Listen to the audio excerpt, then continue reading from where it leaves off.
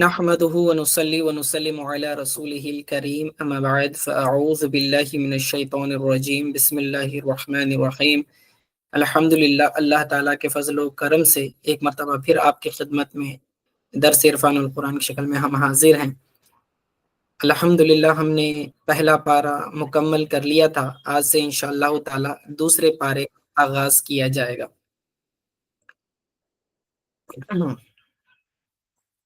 اعوذ باللہ من الشیطان الرجیم بسم اللہ الرحمن الرحیم۔ سيقول السفهاء من الناس ما ولاهم عن قبلتهم التي كانوا عليها قل لله المشرق والمغرب يهدي من يشاء إلى صراط مستقيم وكذلك جعلناكم أمة وسطا لتكونوا شهداء على الناس ويكون الرسول عليكم شهيدا وما جعلنا القبلة التي كنت عليها إلا لنعلم من يتبع الرسول ممن ينقلب على عقبيه وإن كانت لكبيرة إلا على الذين هدى الله وما كان الله ليضيع إيمانكم إن الله بالناس لرؤوف رحيم قد نرى تقلب وجهك في السماء فلنولينك قبلة ترضاها فولي وجهك شطر المسجد الحرام وحيث ما كنتم فولوا وجوهكم شطره وَإِنَّ الَّذِينَ أُوتُوا الْكِتَابَ لَيَعْلَمُونَ أَنَّهُ الْحَقُّ مِنْ رَبِّهِمْ وَمَا اللَّهُ بِغَافِلٍ عَمَّا يَعْمَلُونَ صدق اللہ العظیم۔ ترجمہ عرفان القرآن کا سماعت کریں۔ اب بے وقوف لوگ یہ کہیں گے کہ ان مسلمانوں کو اپنے اس قبلہ بیت المقدس سے کس نے پھیر دیا جس پر وہ پہلے سے تھے؟ آپ فرما دیں مشرق و مغرب سب اللہ ہی کے لیے ہے، وہ جسے چاہتا ہے سیدھی راہ پر ڈال دیتا ہے۔ اور اے مسلمانوں، اسی طرح ہم نے تمہیں اعتدال والی بہتر امت بنایا تاکہ تم لوگوں پر گواہ بنو، اور ہمارا یہ برگزیدہ رسول صلی اللہ علیہ وآلہ وسلم تم پر گواہ ہو۔ اور آپ پہلے جس قبلے پر تھے ہم نے صرف اس لیے مقرر کیا تھا کہ ہم پرکھ کر ظاہر کر دیں کہ کون ہمارے رسول صلی اللہ علیہ وآلہ وسلم کی پیروی کرتا ہے اور کون اپنے الٹے پاؤں پھر جاتا ہے۔ اور بے شک یہ قبلے کا بدلنا بڑی بھاری بات تھی مگر ان پر نہیں جنہیں اللہ نے ہدایت و معرفت سے نوازا، اور اللہ کی یہ شان نہیں کہ تمہارا ایمان یوں ہی ضائع کر دے، بے شک اللہ لوگوں پر بڑی شفقت فرمانے والا مہربان ہے۔ اے حبیب صلی اللہ علیہ وسلم، ہم بار بار آپ کے رخ انور کا آسمان کی طرف پلٹنا دیکھ رہے ہیں، سو ہم ضرور بالضرور آپ کو اسی قبلے کی طرف پھیر دیں گے جس پر آپ راضی ہیں، بس اپنا رخ ابھی مسجد حرام کی طرف پھیر لیجئے۔ اور اے مسلمانوں، تم جہاں کہیں بھی ہو بس اپنے چہرے اسی کی طرف پھیر لو، اور وہ لوگ جنہیں کتاب دی گئی ہے ضرور جانتے ہیں کہ یہ تحویل قبلے کا حکم ان کے رب کی طرف سے حق ہے، اور اللہ ان کاموں سے بے خبر نہیں جو وہ انجام دے رہے ہیں۔ سچ فرما اللہ نے جو بڑا بزرگی والا ہے۔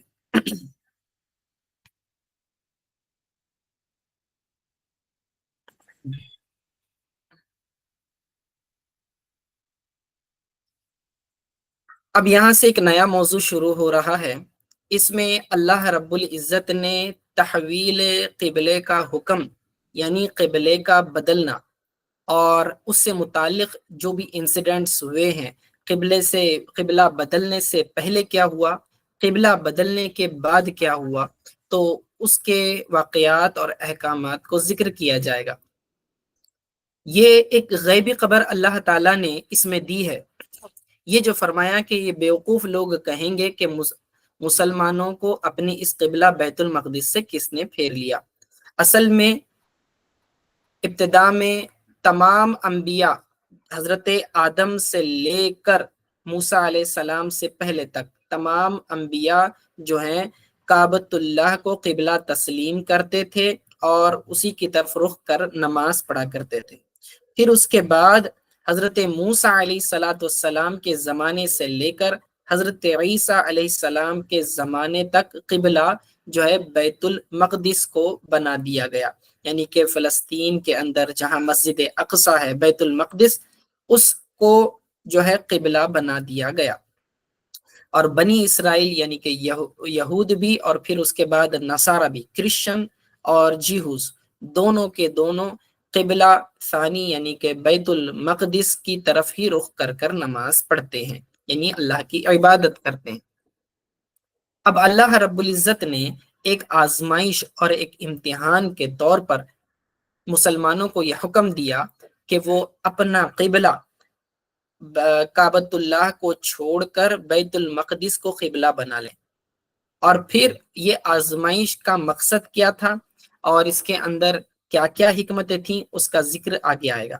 لیکن تحویل قبلہ کا حکم آنے سے پہلے اللہ رب العزت نے کلام پاک میں یہ غیب کی خبر دے دی تھی نبی علیہ السلام کو کہ جب اللہ تمہیں یہ حکم دے گا کہ تم قبلہ بدل دو، کعبہ کی طرف رخ کرنے کی بجائے تم بیت المقدس کی طرف رخ کر کر نماز پڑھو، جب یہ حکم آ جائے گا تو کچھ بیوقوف لوگ یہ کہیں گے کہ مسلمانوں کو کیا ہو گیا کہ اپنا قبلہ جو ہے ان کو اپنے قبلے سے کس نے پھیر دیا۔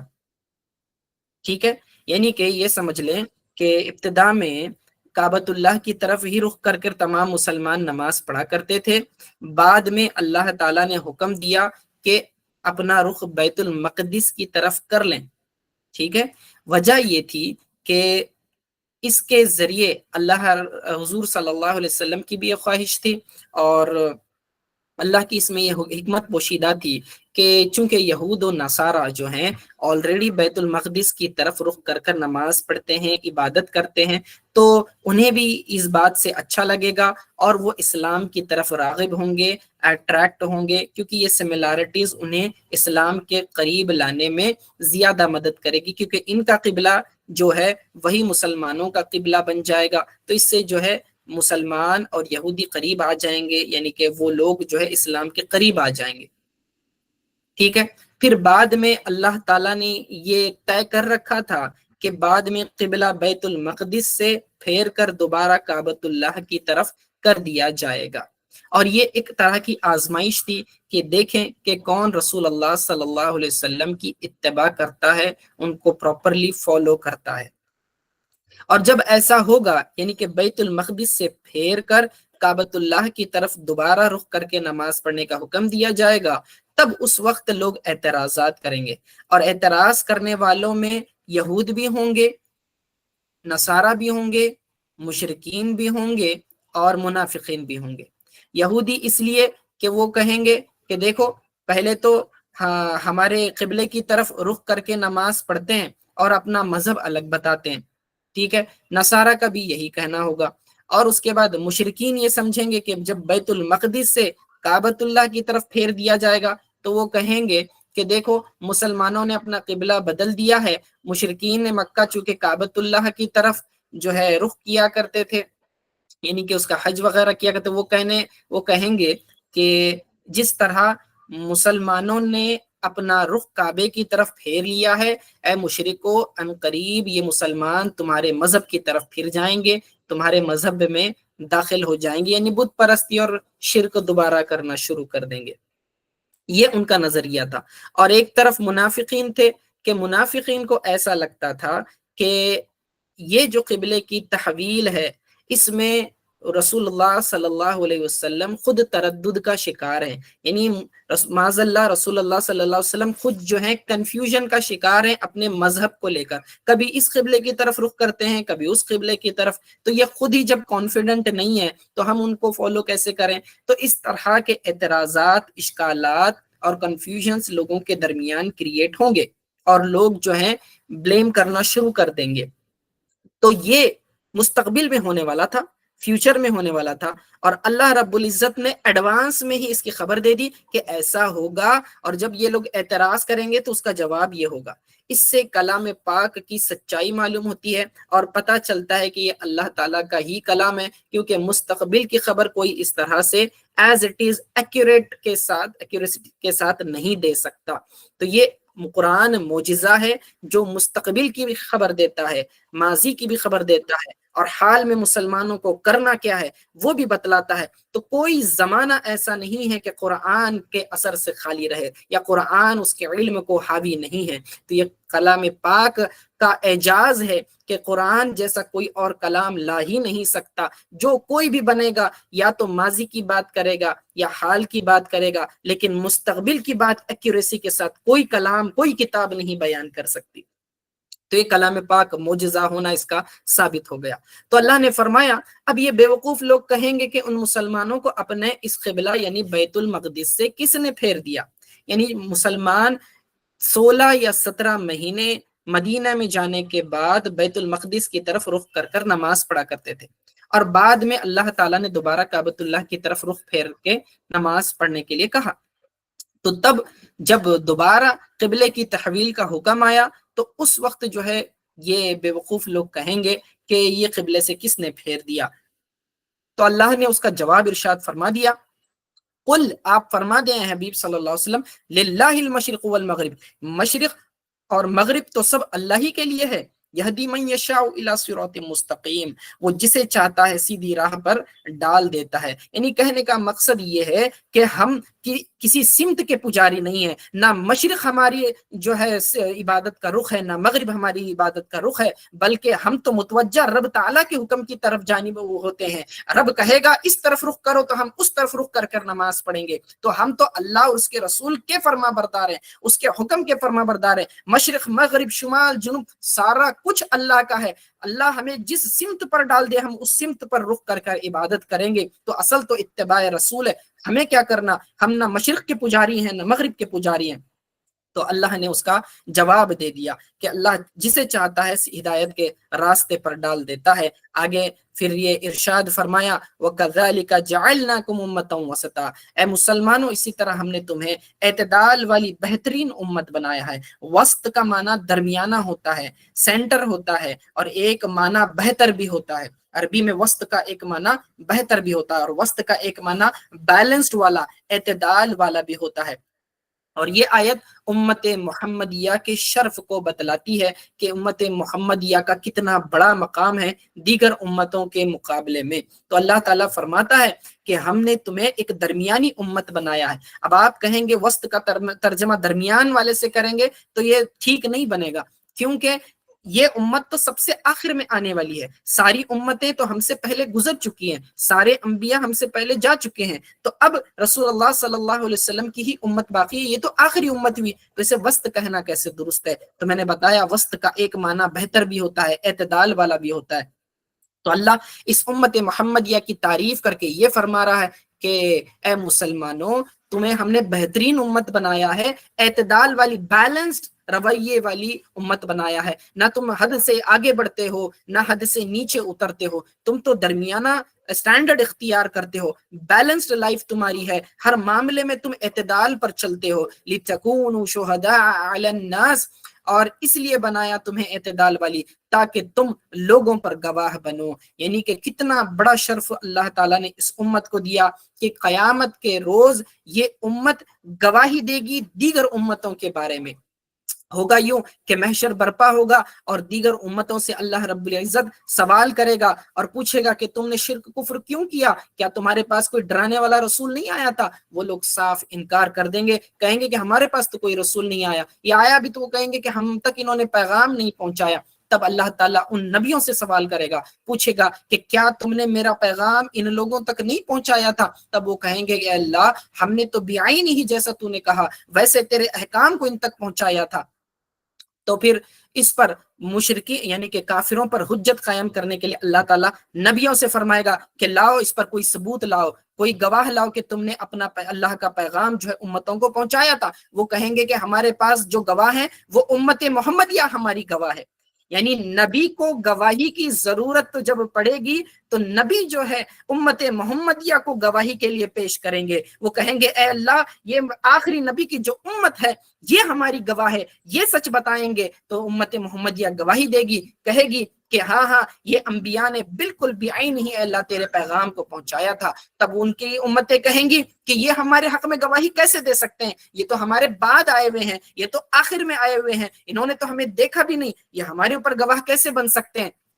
تو اللہ تعالیٰ امت محمدیہ سے سوال کرے گا اور پوچھے گا کہ تمہیں کس نے بتایا کہ تم کس طرح گواہی دے رہے ہو؟ تو یہ امت، یہ حبیب صلی اللہ علیہ وسلم کی امت کہے گی کہ ہمیں تیرے حبیب صلی اللہ علیہ وسلم نے، پیارے آقا دو جہاں صلی اللہ علیہ وسلم نے خبر دی تھی اور تیرا کلام ان پر اترا تھا، تو نے اپنے کلام میں فرمایا ہے کہ ان انبیاء نے جو ہے تیرا پیغام پہنچا دیا تھا، تو تیرے نبی بھی سچے، تیرا کلام بھی سچا، اسی لیے ہم نے یقینی طور پر مان لیا کہ تیرے انبیاء نے تبلیغ دین میں کوئی کسر نہیں چھوڑی تھی، اسی لیے ہم ان پر گواہی دے رہے ہیں۔ تو پھر اس امت کی گواہی کے بعد پھر رسول اللہ صلی اللہ علیہ وسلم کو بلایا جائے گا، رسول اللہ صلی اللہ علیہ وسلم سے پوچھا جائے گا اور آقا علیہ الصلوۃ والسلام پھر گواہی دیں گے، اور آقا علیہ الصلوۃ والسلام کی گواہی ہرگز رد نہیں کی جائے گی، اور اس طرح سے مشرکین کے اوپر حجت قائم کی جائے گی۔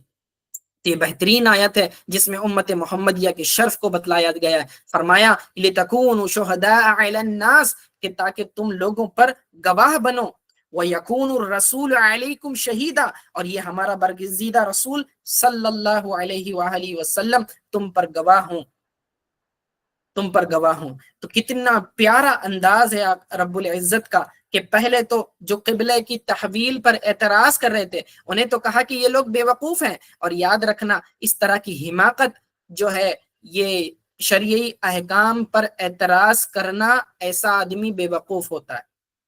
اللہ تعالیٰ نے انہیں بے وقوف کہا ہے قرآن میں کہ جو شریعت کے احکام کا انکار کرتے ہیں اور اس کے اندر عیب نکالتے ہیں اور اس کے اندر جو ہے اعتراضات کرنا شروع کر دیتے ہیں۔ کبھی آج بھی اس طرح کے بے وقوف پائے جاتے ہیں، کبھی کہیں گے کہ پردے کا حکم جو ہے یہ تو پابندی ہے، اور پھر نمازوں کو جو ہے بوجھ کہیں گے، اذانوں پر اعتراض کریں گے، وراثت کے معاملات پر اعتراض کریں گے، نکاح طلاق کے احکامات پر اعتراض کریں گے۔ تو اللہ نے فرمایا کہ جو بھی اس طرح سے اللہ کے حکم پر اعتراض کرتا ہے وہ تو سراسر بے وقوف ہے، کیونکہ بے وقوف تو وہ ہوتا ہے جس کو حق بات بتا دی جائے اور وہ اس کا انکار کر دے۔ مثال کے طور پر دھوپ نکل آئی ہے تو اس کا یقینی سی بات ہے کہ سورج طلوع ہوا ہے، اب اگر کوئی دھوپ کو دیکھ کر یہ کہے کہ سورج طلوع ہی نہیں ہوا، ایسے آدمی کو صرف ہم بے وقوف کہیں گے۔ تو رسول اللہ صلی اللہ علیہ وسلم کا سورج طلوع ہو چکا اور ہدایت کی کرنیں پھیل چکی، اب اس ہدایت کو کوئی نہ مانے تو یہ سراسر بے وقوفی ہے۔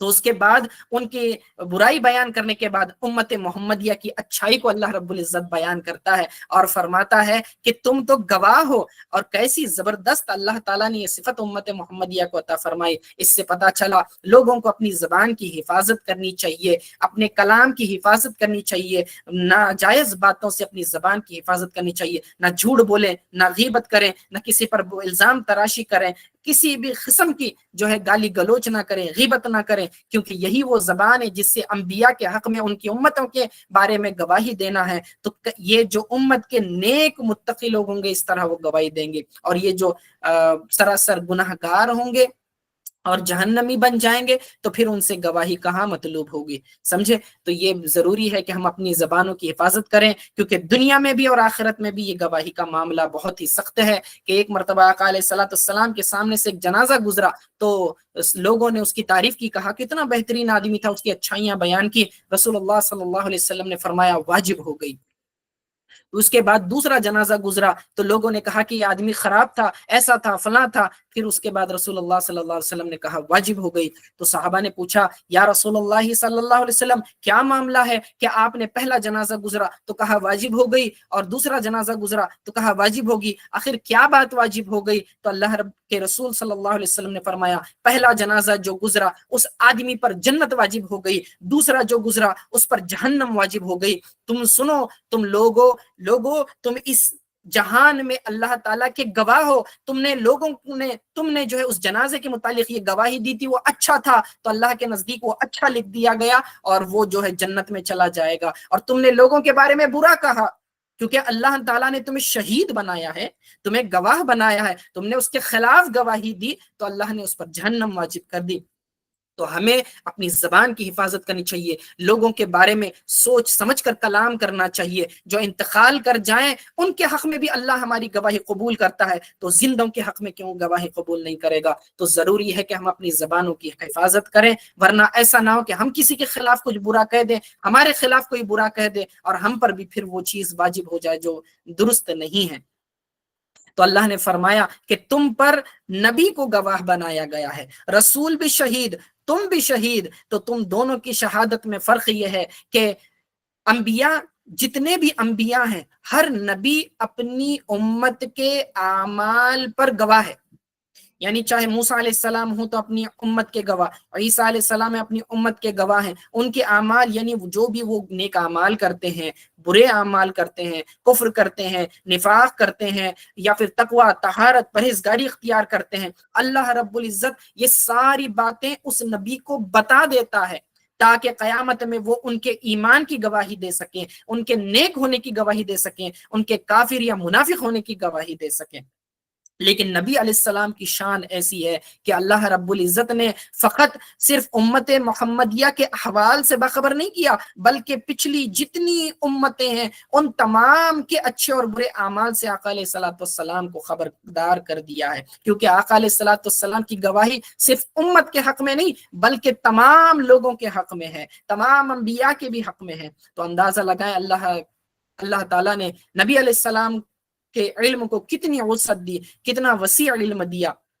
حضرت عیسیٰ علیہ السلام کا معجزہ تھا کہ وہ جو لوگ کھا کر آتے تھے گھر میں وہ بھی بتا دیتے تھے, جو گھر میں بچا کر آتے تھے وہ بھی بتا دیتے تھے. تو کھانے کے معاملات بھی کہ اس شخص نے کیا کھایا ہے, ان کی امتی نے کیا کھایا, عیسیٰ علیہ السلام کو بتا دیا جاتا تھا. تو اعمال کے بارے میں انہیں کتنی خبر ہوگی. تو نبی علیہ الصلوۃ والسلام ہر شخص کے درجات کے بارے میں جانتے ہیں, اس کے تقوی طہارت کے بارے میں جانتے ہیں, اس کے اخلاص کے بارے میں جانتے ہیں, اور اس کے اندر اگر کوئی کھوٹ ہے, منافقت ہے, ریاکاری, اس کے معیار کو بھی جانتے ہیں, اسٹینڈرڈ کو بھی جانتے ہیں. تو اللہ رب العزت نے نبی علیہ السلام کو یہ سب کچھ بتا دیا ہے. اگر یہ نہ بتا ہو تو پھر وہ کیسے گواہی دیں گے؟ ہر روز رسول اللہ صلی اللہ علیہ وسلم پر اس امت کے صبح شام اعمال پیش کیے جاتے ہیں. جب اس میں کوئی اچھائی دیکھتے ہیں تو دعا کرتے ہیں, برائی دیکھتے ہیں تو دعا کرتے ہیں کہ اللہ ان کی بخشش فرما دے یا ہدایت نصیب فرما دے. تو اس طرح سے نبی علیہ السلام پر اس امت کے تمام احوال اور اعمال پیش کیے جاتے ہیں. تو یہ اللہ تعالیٰ کا کرم ہے. تو ہمیں اس بات سے تھوڑی سی حیا کرنی چاہیے کہ یہ نبی ہم پر گواہ ہیں, ہم گناہ بھی کریں تو نبی علیہ السلام کو بتا دیا جائے گا, ہم اچھائی کریں تو نبی علیہ السلام کو بتا دیا جائے گا. تو وہ کون سا بدبخت امتی ہوگا جو اس بات کو پسند کرے گا کہ میں گناہ کروں اور فرشتے جا کر نبی علیہ السلام کو بتائیں کہ آپ کا فلاں امتی جو ہے اس طرح کے گناہ کے کام کرتا ہے, نمازیں نہیں پڑھتا ہے, چوریاں کرتا ہے, غیبتیں کرتا ہے اور جھگڑا فساد کرتا ہے. تو آپ کے نبی علیہ السلام کو کیسی تکلیف ہوگی؟ کیا ان کا دل نہیں دکھے گا فرشتوں کے سامنے کہ فرشتے آ کر بتا رہے ہیں آپ کے امتی تو ایسا ایسا کرتے ہیں؟ تو ہمیں یہ جو ہے شرمندہ نہیں کرنا ہے, بلکہ نبی علیہ الصلوۃ والسلام پر درود السلام کی کثرت کریں, جس سے جو ہے درود السلام تو فرشتے بھی پڑھتے ہیں تو اس سے وہ بھی خوش ہوتے ہیں. نبی علیہ الصلوۃ والسلام ہماری وجہ سے پھر ہم پر دعائیں کرتے ہیں. اگر اس طرح سے ہم درود السلام پڑھیں گے, آقا علیہ الصلوۃ والسلام سلامتی کی دعا کریں گے ہمارے لیے. تو فرمایا کہ وَيَكُونُ الرَّسُولُ عَلَيْكُمْ شَهِيدًا, کہ نبی جو ہیں ہمارے یہ برگزیدہ رسول صلی اللہ علیہ وسلم تم سب پر جو ہیں گواہ ہیں. آگے فرمایا کہ وَمَا جَعَلْنَا الْقِبْلَةَ الَّتِي كُنْتَ عَلَيْهَا إِلَّا لِنَعْلَمَ مَنْ يَتَّبِعُ الرَّسُولَ مِمَّنْ يَنْقَلِبُ عَلَى عَقِبَيْهِ, اور ہم نے صرف اس لیے مقرر کیا تھا کہ ہم پرکھ لیں، یعنی پہلے جو قبلے پر آپ تھے ہم نے یہ اسی لیے مقرر کیا تھا کہ ہم جانچ سکیں، آزمائش کر سکیں، ظاہر کر دیں کہ کون ہمارے رسول صلی اللہ علیہ وسلم کی پیروی کرتا ہے اور کون اپنے الٹے پاؤں پھر جاتا ہے۔ یہاں جو ہے اتباع رسول کو اصل الاصول قرار دیا گیا ہے۔ تمام اصولوں کا اصل جو ہے، اوریجن، روٹ جو ہے رسول اللہ صلی اللہ علیہ وسلم کو فالو کرنا ہے، ان کی پیروی کرنا ہے، اتباع کرنا ہے۔ تو اعلیٰ حضرت فرماتے ہیں کہ جملہ جتنے بھی فرائض اللہ تعالیٰ نے حکم دیے ہیں کہ یہ فرض کرو، نماز، روزہ، زکوٰۃ، یہ تو سب فروع ہیں، اصل تو رسول اللہ صلی اللہ علیہ وسلم کی اتباع ہے، کیونکہ جو بھی رسول صلی اللہ علیہ وسلم کہیں اسے ماننا ضروری ہے۔ کہا اللہ ہے تو ہم نے مانا، قرآن اللہ کا کلام ہے تو مانا، اور جنت و دوزخ کے بارے میں کہا تو ہم نے مانا۔ پھر جو بھی وہ حکم دیں کہ یہ کرو، وہ کرو، یہ مت کرو، وہ مت کرو، تو یہ سارے کے سارے احکام جو ہیں فروع ہیں، اصل تو رسول اللہ صلی اللہ علیہ وسلم کو ماننا ہے، جاننا بھی ضروری، ماننا بھی ضروری ہے۔ یہود و نصارہ جانتے تھے لیکن مانتے نہیں تھے، امت محمدیہ جانتی بھی ہے اور مانتی بھی ہے۔ تو اللہ فرما رہا ہے کہ یہ قبلے کا بدلنا تو آزمائش تھا، دیکھیں کہ کون نبی علیہ السلام کی اتباع کرتا ہے۔ تو یہاں سے کعبۃ اللہ سے پھیر دیا گیا بیت المقدس کی طرف، اور بیت المقدس سے پھیر دیا گیا کعبۃ اللہ کی طرف۔ تو رسول اللہ صلی اللہ علیہ وسلم تو ہماری تمام امت کا قبلہ ہے، رسول اللہ صلی اللہ علیہ وسلم جس طرف رخ کر دیں وہی ہمارے لیے قبلہ ہے۔ ممن ينقلب على عقبيه، اور فرمایا کہ کون جو ہے الٹے پاؤں پھر جاتا ہے۔ جب بیت المقدس سے کعبۃ اللہ کو دوبارہ قبلہ بنایا گیا تو یہودی جو ہے فوراً پھر گئے اور پیچھے ہٹ گئے، اسی طرح منافقین اور جو کمزور ایمان والے تھے وہ بھی پھر گئے کہ یہ کیا معاملہ ہو رہا ہے۔ اصل تو اتباع رسول ہے۔ اللہ فرما رہا ہے کہ ہم یہ چھانٹ دیں گے اس طرح سے کہ کون کامل ایمان والے ہیں اور کون جو ہے منافقین ہیں، بس مومن ہونے کا دکھاوا کر رہے ہیں۔ اور دلی کیفیت کو اللہ فرماتا وَإِن كَانَتْ لَكَبِيرَةً إِلَّا عَلَى الَّذِينَ هَدَى اللَّهُ، اور یہ بے شک قبلے کا بدلنا بڑی بھاری بات تھی مگر ان پر نہیں جنہیں اللہ نے ہدایت و معرفت سے نوازا۔ جو اللہ کے سچے ماننے والے ہیں انہیں تو بس جو نبی علیہ السلام کہہ دے وہ بات مان لیتے ہیں، انہیں کوئی بھاری نہیں لگتا۔ منافقین اور مشرکین وغیرہ کو یہ بھاری بات لگی۔ وَمَا كَانَ اللَّهُ لِيُضِيعَ إِيمَانَكُمْ۔ اب یہاں ایک مسئلے کا ذکر کیا، جب یہودیوں نے دیکھا کہ قبلہ بدل دیا گیا، اب مسلمانوں کو ستانے کے لیے، شکوک و شبہات پیدا کرنے کے لیے انہوں نے سوالات کرنا شروع کر دیے۔ کہنے لگے کہ پہلے تو تم بیت المقدس کی طرف نماز پڑھا کرتے تھے، اب تو قبلہ بدل گیا تو تمہاری پچھلی نمازوں کا کیا بنے گا؟ تمہاری تو ساری محنت ضائع ہو گئی۔ اسی طرح جو لوگ تحویل قبلہ سے پہلے انتقال کر گئے، یعنی بیت المقدس کی طرف رخ کر کے نماز پڑھتے تھے، پھر ان کا انتقال ہو گیا تو ان کا کیا بنے گا؟ وہ تو اس پرانے حکم پر ہی انتقال کر گئے۔ تو اب یہ سوالات جو ہیں بعض جو انتقال کر گئے تھے ان کے خاندان والوں پر انہوں نے کیا۔ وہ خاندان والے رسول اللہ صلی اللہ علیہ وسلم کے پاس آئے، کہنے لگے کہ یا رسول اللہ صلی اللہ علیہ وسلم، لوگ اس طرح کہنے لگے کہ ان کی نمازیں ضائع ہو گئی، ان کا ایمان ضائع ہو گیا، تو اللہ اس بارے میں کیا فرماتا ہے؟ تو آقا علیہ الصلوۃ والسلام پر اللہ نے کلام پاک میں ارشاد فرمایا وَمَا كَانَ اللَّهُ لِيُضِيعَ إِيمَانَكُمْ، اللہ کی یہ شان ہرگز نہیں ہے کہ تمہارے ایمان کو یوں ہی ضائع کر دے۔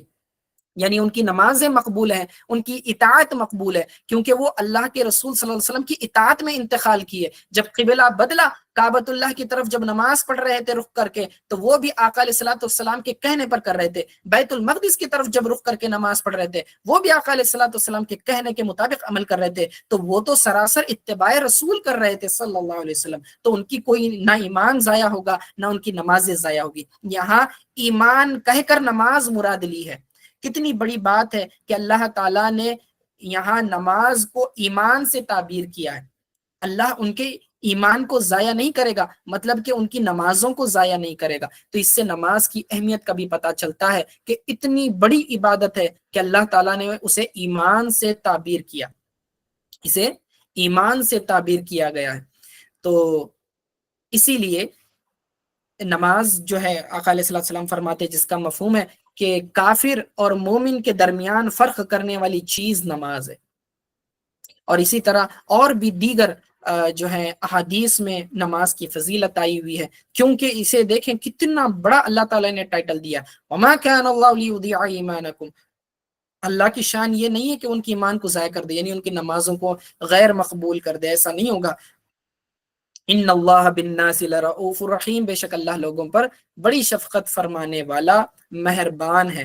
اب یہاں رسول اللہ صلی اللہ علیہ وسلم کی جو ہے دلی کیفیت کو ذکر کر رہا ہے۔ پہلے تو جو مسلمانوں کے دلوں میں جو تھا، ان کے دلوں میں جو بے چینی تھی، اللہ تعالیٰ نے اس بے چینی کو دور کر دی۔ اب اس کے بعد رسول پاک صلی اللہ علیہ وسلم کی دلی کیفیت کا ذکر فرما رہا ہے، فرماتا ہے قد نرى تقلب وجهك في السماء، اے حبیب صلی اللہ علیہ وسلم ہم بار بار آپ کے رخ انور کا آسمان کی طرف پلٹنا دیکھ رہے ہیں۔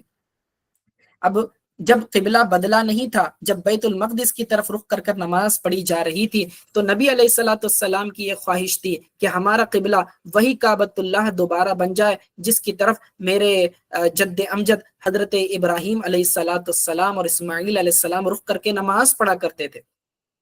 تو رسول اللہ صلی اللہ علیہ وسلم کی خواہش تھی کہ کعبۃ اللہ کو دوبارہ قبلہ بنا دیا جائے۔ اسی خواہش میں نماز کے دوران آقا علیہ الصلوۃ والسلام آسمان کی طرف رخ انور اٹھا کر دیکھتے تھے کہ انتظار میں کہ اللہ تعالیٰ جو ہے حکم نازل فرمائے گا، اور اللہ رب العزت نے اس کیفیت کو قیامت تک کے لیے قرآن میں جو ہے آیت کے طور پر نازل فرمایا کہ اے حبیب صلی اللہ علیہ وسلم ہم بار بار آپ کے رخ انور کا آسمان کی طرف پلٹنا دیکھ رہے ہیں، ہم ضرور بالضرور آپ کو اسی قبلے کی طرف پھیر دیں گے جس پر آپ راضی ہیں۔ سبحان اللہ، یہاں یہ آیت میں اللہ تعالیٰ فرما رہا ہے فَلَنُوَلِّيَنَّكَ قِبْلَةً تَرْضَاهَا، اے حبیب صلی اللہ علیہ وسلم جس قبلے پر بھی آپ راضی ہوں ہم اسے قبلہ بنا دیں گے، آپ جس جانب بھی رخ کر دیں وہی قبلہ بن جائے گا۔ ایسا نہیں کہ ہم آپ کو کہہ دیں کہ یہ قبلہ ہماری مرضی سے نہیں، آپ کی مرضی ہم چاہتے ہیں۔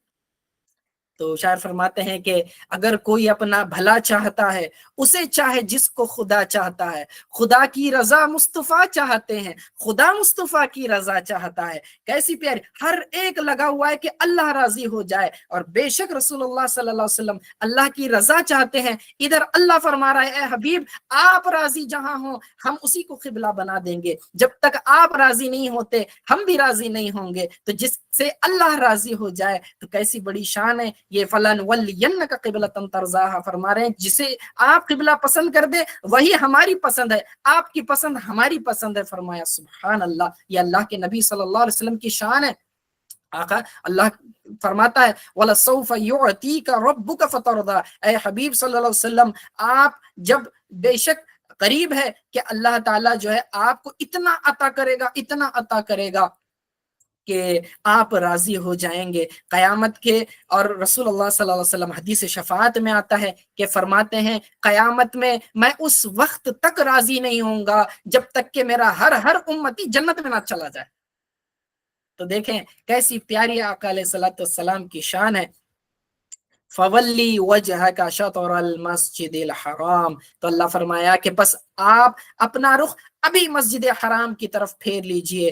اتنی پیاری بات کہ اللہ رب العزت رسول اللہ صلی اللہ علیہ وسلم کی خواہش پوری کرنے میں اتنی جلدی فرماتا ہے۔ ماں عائشہ رضی اللہ تعالیٰ عنہ فرماتی ہیں، بخاری شریف کی حدیث ہے، فرماتے ہیں کہ میں نے دیکھا کہ آپ کا رب آپ کی خواہش کو پوری کرنے کے لیے بہت جلدی کرتا ہے۔ ادھر ظہر کی نماز چل رہی تھی، درمیان ہے، نماز میں ہے، اور نماز کے دوران یہ آیت نازل ہوئی، اللہ کے رسول صلی اللہ علیہ وسلم کو حکم دیا گیا اے حبیب صلی اللہ علیہ وسلم اب دیر نہ کریں، آپ نے خواہش کر دی بس نماز کے دوران ہی آپ کو قبلہ بدل دینا ہے۔ تو آقا علیہ الصلوۃ والسلام نے 2 رکعت ظہر کی جو ہے بیت المقدس کی طرف رخ کر کے نماز پڑھی تھی، دوران نماز ہی پھر گئے ہیں اور جو ہے کعبۃ اللہ کی طرف رخ کر دیا ہے۔ اور ادھر پیچھے جتنی بھی صفیں تھی صحابہ کی، انہوں نے دیکھا کہ رسول اللہ صلی اللہ علیہ وسلم نے بیت المقدس سے کعبۃ اللہ کی طرف رخ کر دیا ہے، پلٹ گئے ہیں، تو تمام صحابہ بھی جو ہے ان کی اتباع میں پلٹ گئے اور کعبۃ اللہ کی طرف رخ کر کر نماز پڑھنی شروع کر دی۔ جہاں یہ حکم نازل ہوا یہ مدینہ میں مسجد قبلتین کہا جاتا ہے اسے، مسجد قبلتین یعنی 2 قبلوں والی نماز، 2 قبلوں والی مسجد۔ آپ جو حج اور عمرہ کے لیے زیارتوں کو لے جاتے ہیں تو وہاں پر جو آپ ایک مسجد دیکھیں گے اور اس کے محراب ایک اوپر ایک نشان جو ہے جائے نماز جیسا ایک فرش بنا ہوا نشان بنا ہوا ہے اوپر، یہ بتانے کے لیے کہ قبلہ اول وہاں تھا، اس طرف رسول اللہ صلی اللہ علیہ وسلم نے نماز پڑھی، بعد میں جو ہے کعبۃ اللہ کی طرف۔ اب یاد رکھیں دونوں اپوزٹ ڈائریکشن ہے، دونوں اپوزٹ ڈائریکشن ہے. اس طرف جو ہے اگر پیچھے کی طرف آپ کہیں بیت المقدس تو سامنے کی طرف. تو آپ اندازہ لگائیں دوران نماز میں آقا علیہ السلام امامت کر رہے ہیں, پیچھے سے گھوم کے آقا علیہ السلام کو کدھر آنا پڑا؟ سامنے آنا پڑا. اور تمام صحابہ کو پیچھے سے پورا گھوم کر جو ہے صفیں دوبارہ بنانی پڑی, لیکن کسی کی بھی نماز نہیں ٹوٹی. اگر کوئی نماز میں ادھر ادھر دیکھے, اپنا سینہ جو ہے قبلے سے پھیر لے, اس کی نماز ضائع ہو جاتی ہے. لیکن تمام صحابہ چل کر دوبارہ صفے بنا رہے ہیں, کسی کی نماز ضائع نہیں ہو رہی ہے. کیوں؟ کیونکہ صحابہ کے لیے تو رسول اللہ صلی اللہ علیہ وسلم ہی قبلہ ہیں. جدھر آقا علیہ السلام پھر جائیں, تمام کے تمام انہی کی طرف پھر جاتے ہیں. تو اسی لیے اتباع رسول میں آپ چلے بھی, مسجد میں چلنا بھی پایا گیا, لیکن نماز کسی کی ضائع نہیں ہوئی, کسی کی نماز نہیں ٹوٹی. یہ شان ہے آقا علیہ السلام کی. اور دیکھیں اللہ تعالیٰ نے انتظار نہیں کروایا, اے حبیب ایسا نہیں کہ اب یہ ظہر کی 4 رکعت ختم کر دیں, بعد میں اس کے بعد اگلی جو نماز پڑھیں آپ پھر جو ہے کعبہ کی طرف رخ کر کے. نہیں, فرمایا دوران نماز ہی آپ نے جو ہے فوراً رخ کو بدل دینا ہے. اتنا اللہ تعالیٰ آقا علیہ السلام کی خواہش پوری کرنے کے لیے جلدی فرماتا ہے. اور صحابہ کو دیکھیں, وحی دوران نماز نازل ہو رہی ہے, اور صحابہ کو کیسے پتا چلے گا کہ قرآن اتر رہا ہے؟ صحابہ تو نہیں دیکھ رہے, آیت نازل ہو رہی ہے, یہ صرف آقا کو معلوم ہے. آقا علیہ السلام تو اس لیے پلٹے کہ اللہ کا حکم اترا ہے, لیکن صحابہ کو کچھ نہیں پتا کہ حکم نازل ہوا ہے. آپ تو بس رسول اللہ صلی اللہ علیہ وسلم کو دیکھ رہے تھے, تو جو رسول اللہ صلی اللہ علیہ وسلم نے کیا وہی صحابہ نے کیا. معلوم ہوتا ہے کہ اتباع رسول میں صحابہ سب سے آگے بڑھے ہوئے تھے. انہیں تو پتہ ہی نہیں تھا کہ حکم کیا نازل ہوا ہے, جو آقا علیہ السلام کو کرتے دیکھتے وہی وہ دہراتے. یہ اتباع ہونی چاہیے, ایسی شان ہے صحابہ کی بھی. اور آج کے لوگ جو ہے ان کے ایمان پر اور ان کے ذات پر جو ہے اعتراضات کرتے ہیں. شرم نہ آنی چاہیے ایسے لوگوں کو کہ ان کے اتباع رسول کا معیار اتنا اعلیٰ تھا کہ انہیں پتہ بھی نہ ہو کہ کرنا کیا ہے, بس حضور صلی اللہ علیہ وسلم کو دیکھتے اور کرتے گزرتے. اور فرمایا وَحَيْثُ مَا كُنْتُمْ فَوَلُّوا وُجُوهَكُمْ شَطْرَهُ, اے مسلمانوں تم جہاں کہیں بھی ہو بس اپنے چہرے کو اسی کی طرف پھیر لو. اب دیکھیں یہ تو ہو گیا یہاں پر. پھر ایک شخص منادی کرنے کے لیے چلا گیا ساری مسجدوں بتانے کے لیے کہ جہاں جہاں مسلمان نماز پڑھ رہے ہیں انہیں پتا چل جائے کہ بیت اللہ اب جو ہے قبلہ بن چکا ہے. تو پھر جو ہے دوران نماز میں جس کو بھی خبر ملی سب نے اپنے رخ پھیر دیے. اب اس آیت میں اللہ تعالیٰ نے امت کے لیے سہولت بھی رکھی ہے, وہ یہ فرمایا وَحَيْثُ مَا كُنْتُمْ فَوَلُّوا وُجُوهَكُمْ شَطْرَهُ, اے مسلمانوں تم جہاں کہیں بھی ہو بس اپنے چہرے اسی کی طرف پھیر لو. اس سے مسئلہ یہ پتا چلا کہ کعبۃ اللہ جہاں ہے اس کی طرف چہرہ کرنا یہ شرائط نماز میں سے ہے. یعنی اگر کسی کا رخ قبلے کی طرف نہیں ہے جبکہ وہ جانتا ہے کہ سامنے قبلہ ہے, اس کو قبلے کی ڈائریکشن معلوم ہے, اس کے باوجود اگر اس کی طرف رخ نہیں کرتا اس کی نماز ہی نہیں ہوتی. لیکن اس میں چند ایکسیپشنز ہیں, یعنی کہ اگر کوئی شخص کعبہ کو دیکھ سکتا ہے تو جہاں سے دیکھ رہا ہے اسی کی طرف رخ کرنا ضروری ہے, اگر چاہے وہ چھت پر چڑھا جائے اور اس کو نظر آئے وہاں سے. اور اگر وہاں نہیں ہے تو قبلہ اسے کہیں گے جو بیت اللہ کی ڈائریکشن ہے, اس ڈائریکشن کو قبلہ کہا جائے گا. اور اگر قبلہ معلوم کرنے کا کوئی ذریعہ ہی نہیں, مثال کے طور پر مسجد میں پتہ ہی نہیں ہے, مطلب عموماً مسجدوں میں جو محراب بنائی جاتی ہے اس کا مقصد یہ ہوتا ہے کہ لوگوں کو پتہ چلے کہ قبلہ اس طرف ہے, ٹھیک ہے. اور اگر مسجد کو یوں ہی اسکوائر عام گھروں کی طرح بنا دیا جاتا, کوئی محراب نہیں بنائی جاتی, تو لوگ کنفیوز ہو سکتے ہیں کہ بھائی قبلہ کہاں ہے, اسی لیے محرابیں بھی بنائی جاتی ہیں.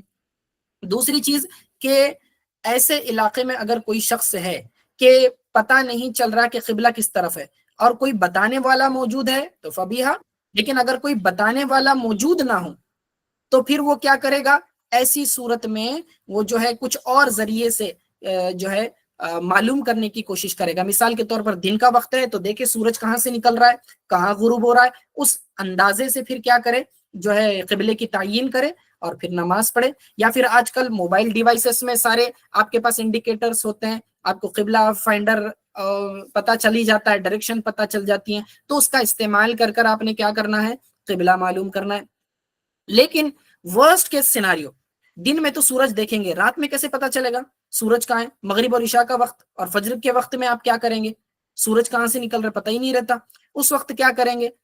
اور اگر مثال کے طور پر فون بھی آپ کا بند ہے, آپ سفر میں ہیں, تو ایسے وقت میں تحری کرنا ضروری ہے.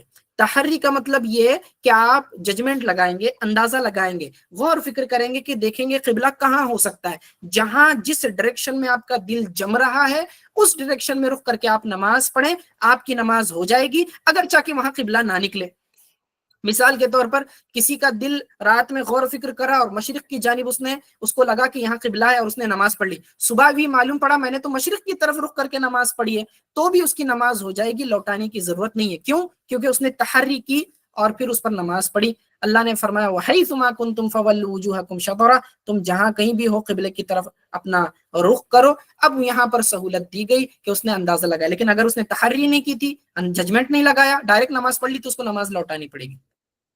اور اگر جماعت کے ساتھ ہیں، 4-5 لوگ موجود ہیں اور ہر ایک کا اندازہ الگ الگ ہے، لیکن یاد رکھیں تحری میں جو ہے دوسری کی تحری آپ کے لیے قابل اعتبار نہیں ہے۔ 4 لوگ ہیں مثال کے طور پر، چاروں سفر میں جا رہے ہیں، اب چاروں نے تحری کی، چاروں کو لگ رہا ہے، ایک کو لگ رہا ہے مشرق میں ہے، دوسرے کو لگ رہا ہے مغرب میں، تیسرے کو لگ رہا ہے شمال، چوتھے کو جنوب میں، ڈائریکشن تو پتہ نہیں لیکن الگ الگ ڈائریکشن میں سب کو لگ رہا ہے قبلہ یہاں ہے، چاروں الگ الگ ڈائریکشن میں نماز پڑھیں گے۔ کوئی یہ نہیں کہے گا کہ اس نے جو کہا میں اس کو فالو کروں گا، نہیں، ہر ایک نے غور فکر کرنا ہے۔ اور پھر اس کے بعد اگر چاہ کے چاروں نے 4 ڈائریکشن میں نماز پڑھی تو لازمی سی بات ہے کسی ایک کا صحیح ہوگا، لیکن نمازیں چاروں کی درست ہو جائیں گی۔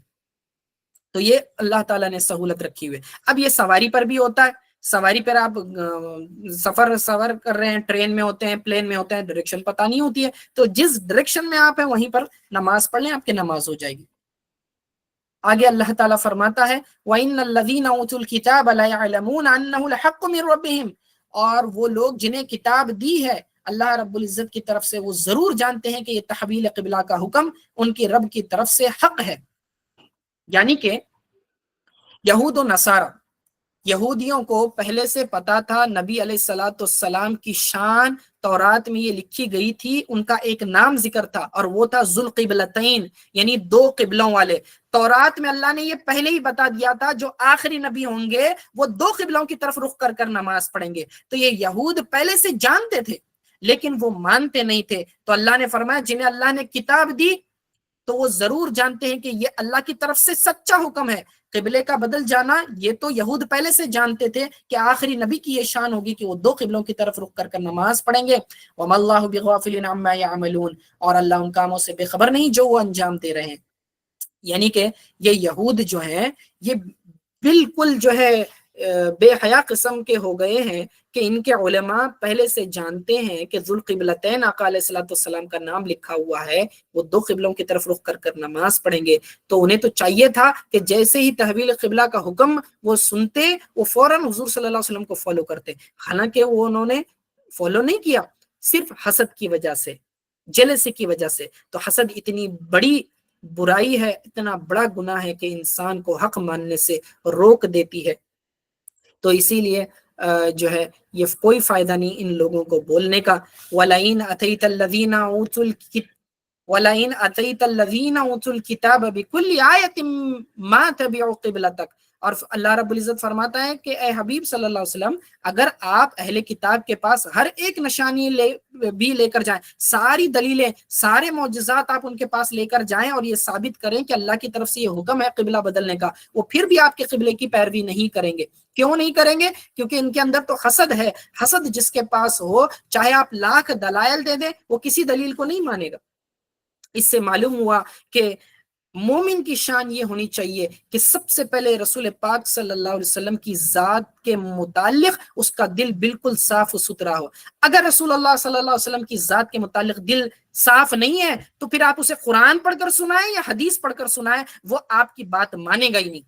حضور صلی اللہ علیہ وسلم کی شان دل میں پکی پختہ ہونی چاہیے، پھر جو ہے قرآن سمجھ میں آتا ہے، اس کے بعد ہی حدیث سمجھ میں آتی ہے۔ جس کے دل میں رسول اللہ صلی اللہ علیہ وسلم کی محبت نہیں ہے اور تعظیم نہیں ہے، اس کو نہ قرآن سمجھ میں آتا ہے نہ حدیث سمجھ میں آتی ہے، ایسے لوگوں کو آپ دلائل پڑھ کر بھی سنائیں وہ بات نہیں مانیں گے۔ ان کا حال تو یہود و نصارہ کی طرح ہے، وہ پہلے سے جانتے ہیں رسول اللہ صلی اللہ علیہ وسلم کی شان کیا ہے، لیکن اس کے باوجود حسد کی بنا پر وہ رسول اللہ صلی اللہ علیہ وسلم کو فالو نہیں کرتے۔ وما انت بتابع قبلتهم، اور اللہ نے مستقبل کے بارے میں بتا دیا کہ اور نہ آپ ہی ان کی قبلے کی پیروی کرنے والے، یعنی ان فیوچر اب ایسا نہیں ہوگا کہ آپ کو دوبارہ جو ہے یہودیوں کے قبلے کی طرف رخ کرنے کی نوبت آئے گی. وما بعضهم بتابع قبلة بعض، اور وہ آپس میں بھی ایک دوسرے کے قبلے کی پیروی نہیں کرتے. اب یہ جو یہود و نصارہ دو گروپ ہیں، یہ آپ پر اعتراض کر رہے ہیں کہ حالانکہ بیت المقدس کے قبلہ ہونے پر یہود و نصارہ دونوں متفق ہیں اس بات پر، لیکن انٹرنلی ان کے اندر بھی ایک اختلاف ہے، ڈسپیوٹ ہے. وہ کیا ہے کہ یہود جو ہے گنبد صخرہ یعنی یلو ٹوم جو ہے اس کو جو ہے وہ قبلہ تصور کرتے ہیں، جبکہ نصارہ جو ہے اس کے لیفٹ میں مشرقی مکان کو جو ہے قبلہ تصور کرتے ہیں. تو دیکھا جائے تو یہ دونوں آپس میں خود متفق نہیں ہے قبلہ ہونے پر، ان دونوں کی آپس میں نہیں بنتی. وما بعضهم بتابع قبلة بعض، وہ آپس میں بھی ایک دوسرے کے قبلے کی پیروی نہیں کرتے. تو امت محمدیہ کے لیے فرمایا وَلَئِنِ اتَّبَعْتَ أَهْوَاءَهُم مِّن بَعْدِ مَا جَاءَكَ مِنَ الْعِلْمِ إِنَّكَ إِذًا لَّمِنَ الظَّالِمِينَ. اور اگر بفرض محال آپ نے بھی اپنے پاس علم آ جانے کے بعد ان کی خواہشات کی پیروی کی تو بے شک آپ اپنی جان پر زیادتی کرنے والوں میں سے ہو جائیں گے. یعنی کہ یہ خطاب کیا جا رہا ہے اے سننے والے، تو سمجھ لے کہ تجھے حق پتہ چل گیا، اب اس کے بعد بھی اگر تو یہودی بن گیا یا نصرانی بن گیا تو پھر تو اپنی جان پر ظلم کرنے والا بن گیا.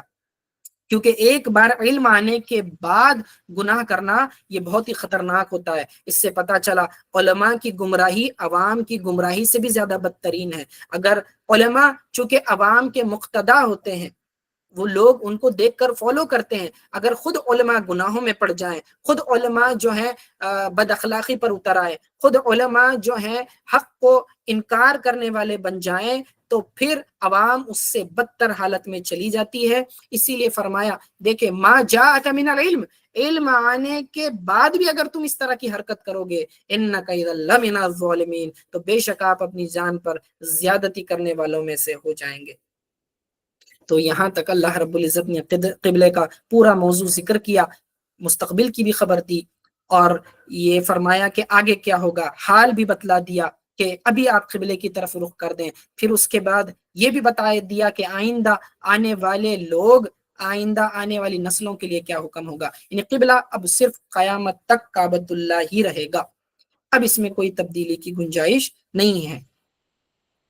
اللہ تعالیٰ کا احسان ہے کہ اس نے ہمیں ان آیات کو پڑھنے، اس کے ترجمے کو سمجھنے کی توفیق عطا فرمائی. اللہ تعالیٰ سے دعا ہے کہ اللہ تعالیٰ ہمیں اس کو ماننے، اس پر عمل کرنے اور اسے یاد رکھنے اور دوسروں تک پہنچانے کی توفیق عطا فرمائے. ہمارے لیے اسلام پر عمل کرنا بالکل آسان بنا دے. وصلی اللہ تعالی علی خیر خلق محمد و آلہ وصحبہ اجمعین برحمتک یا ارحم الراحمین.